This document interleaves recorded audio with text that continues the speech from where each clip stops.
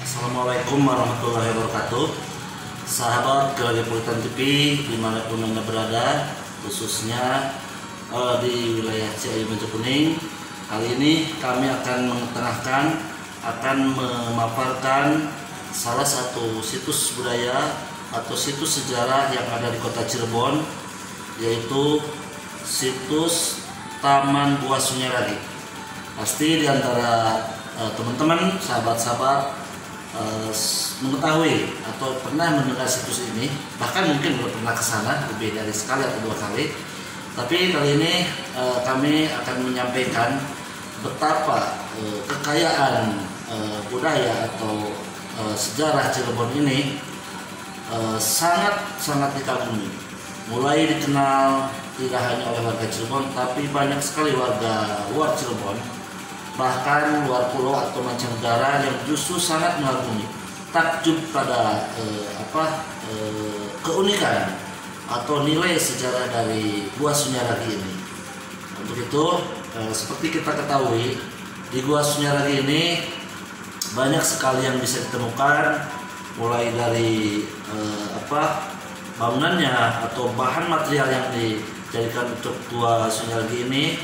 Ada taman kolam. Pas kita masuk nanti jangan heran itu akan melihat bebatuan yang nyata-nyata batu ini tidak ada di Cirebon.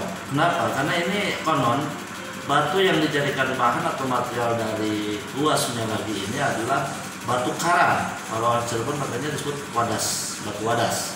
Nah di sini Taman Gua Sunyaragi ini merupakan taman keputren atau taman bersantainya putri-putri zaman Kesultanan Tempo dulu, Sultan Berdaulat yang Kesultanan Cirebon.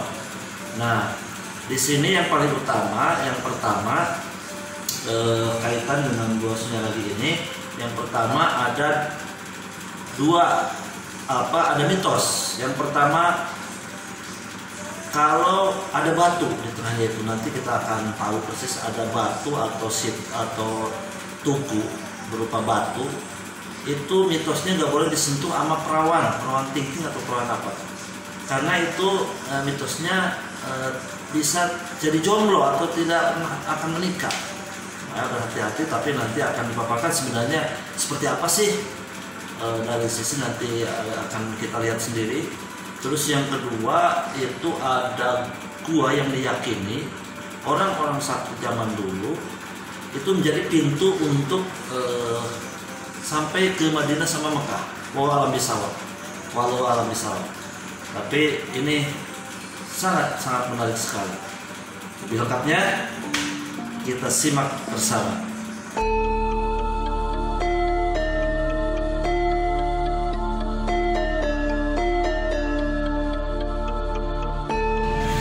Kita berada di komplek Taman Gua Sunyaragi. Ini gua, bukan gua.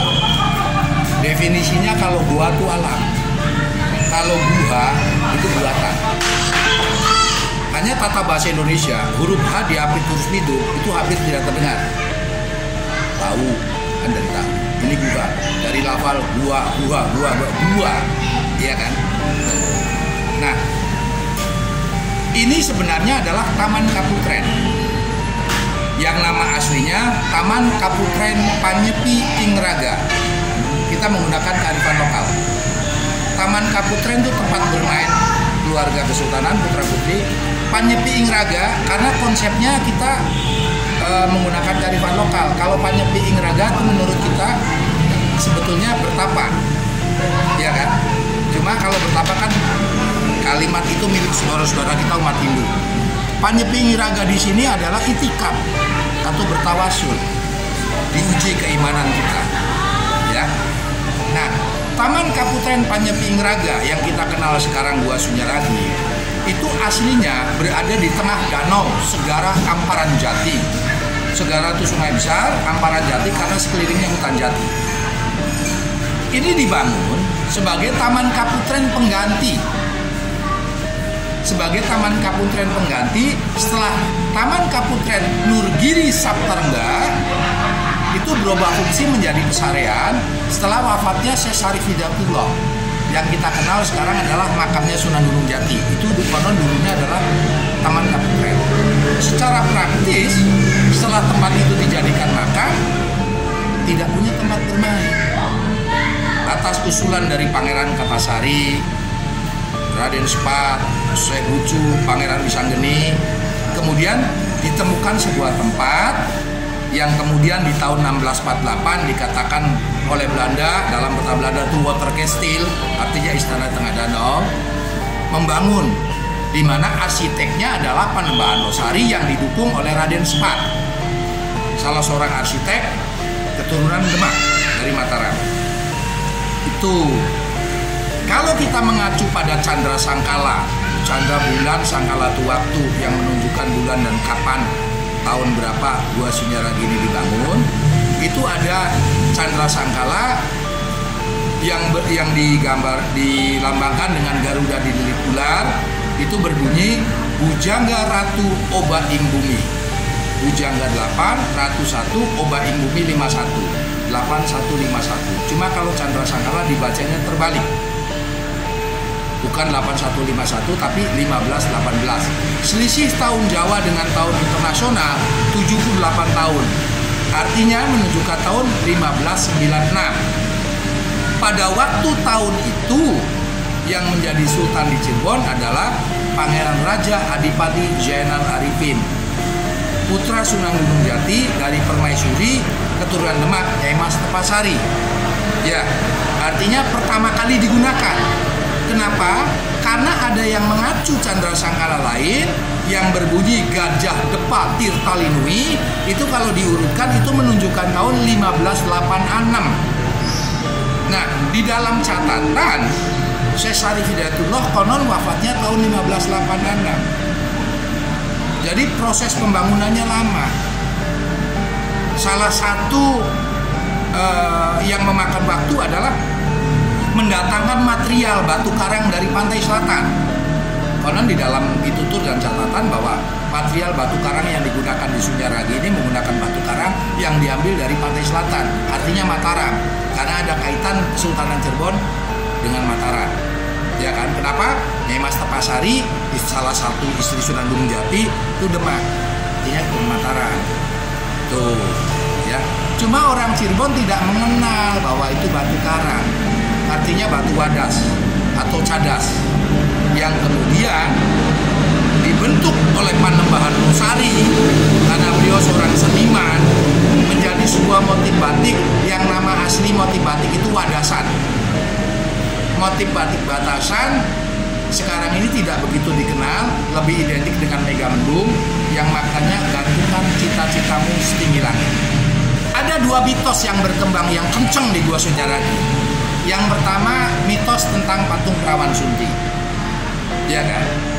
Mitos patung Perawan Sunti, mitosnya berbunyi, pantang hukumnya anak perawan menyentuh patung itu nanti susah berjodoh. Ini mitos. Ini mitos. Sekarang saya jelaskan dulu. Definisi Perawan Sunti itu apa? Perawan Sunti adalah seorang anak perawan yang hamil sampai dengan melahirkan, tidak pernah disentuh oleh lawan jenis. Di dalam Al-Quran, Perawan Sunti adalah Siti Maria, ibunda Nabi Isa alaihi salam.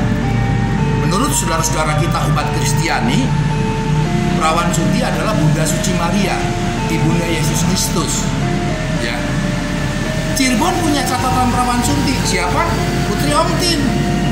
Karena Putri Ongtin di dalam sejarah itu hamil bukan melalui persetubuhan layaknya suami istri, layaknya perempuan dan laki-laki, itu karena sayembara. Ketika Susafiyatullah ditantang oleh Kaisar Ong Hongjin, hamilkah anak saya? Atas izin Allah, hamil.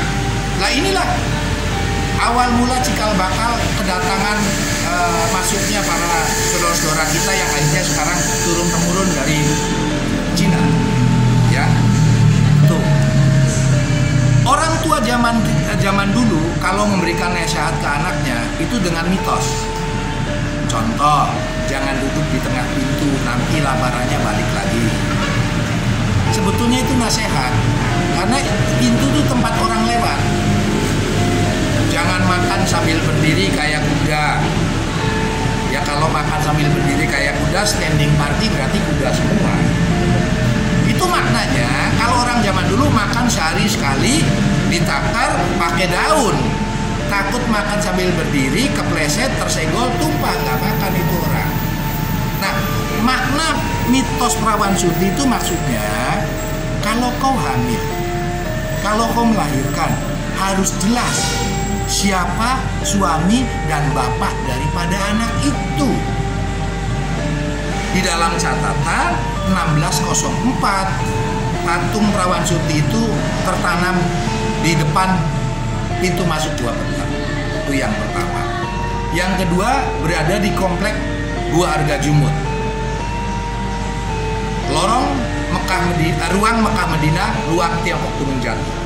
Ini bukan terowongan, ini bukan jalan tembus, ruangannya 1 kali 1 meter persegi, itu ruangan biasa.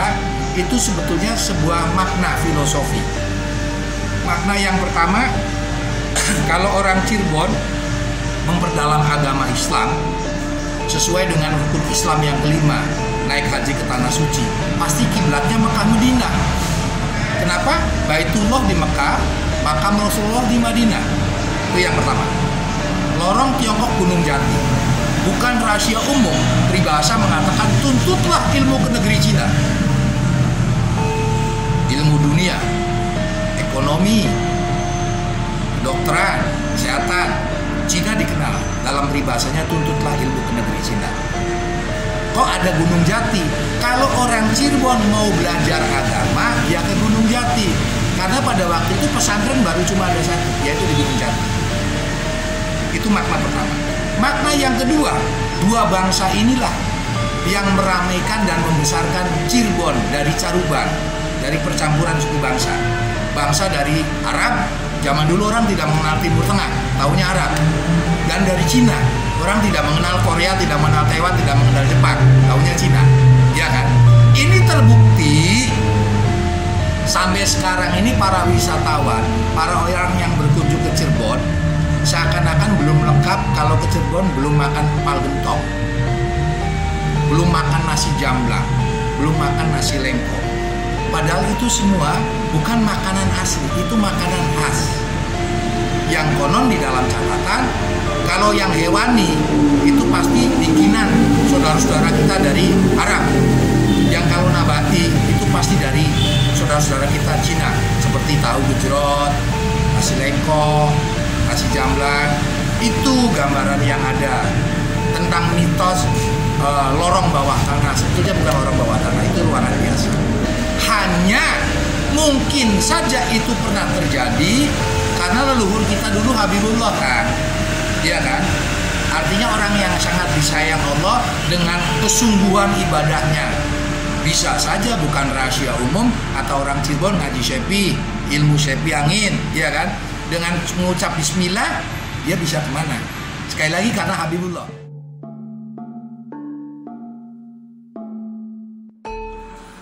Demikian sahabat Radia Pelitan TV, sudah kita dengarkan bersama.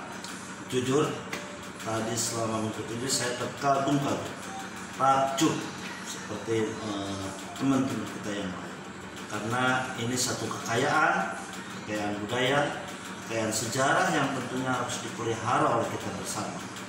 Ini menjadi kebanggaan Wong Cirebon, tetapi juga menjadi kebanggaan bersama. Bahkan tidak hanya orang Cirebon, mungkin kebanggaan rakyat Jawa Barat, kebanggaan Indonesia yang akhirnya akan membawa harum nama Cirebon. Jadi kota Cirebon sebagai kota wisata atau kota pariwisata akan lebih muncul atau akan terasa marwahnya dengan situs-situs atau wisata sejarah seperti Gua Sunyaragi. Yang jelas saya sendiri tadi sangat mengagumi, sangat wah pas lihat batunya ini betul. Bagaimana dibawanya dulu dari pantai selatan yang jauhnya bisa dibayangkan, zaman dulu belum ada kendaraan mobil atau motor atau truk, bawanya seperti apa. Tapi kita tidak tahu. Konon orang-orang zaman dulu itu kesaktiannya tidak diragukan lagi. Demikian, mudah-mudahan dari apa yang kita simak bersama akan menjadi motivasi, akan menjadi pemantik untuk kita lebih membesarkan nama Cirebon. Dan tentunya ini menjadi anugerah bagi kita semua untuk lebih mencintai kekayaan yang dimiliki. Demikian, sampai ketemu di acara yang sama, Napaktilas. Terima kasih. Assalamualaikum warahmatullahi wabarakatuh.